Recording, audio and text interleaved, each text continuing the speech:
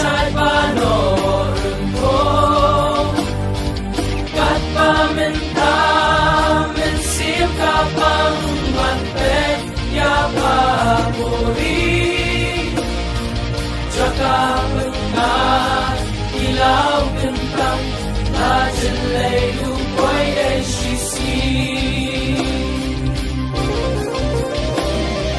Puri bait pat yang jongi puri nyok dan nosko.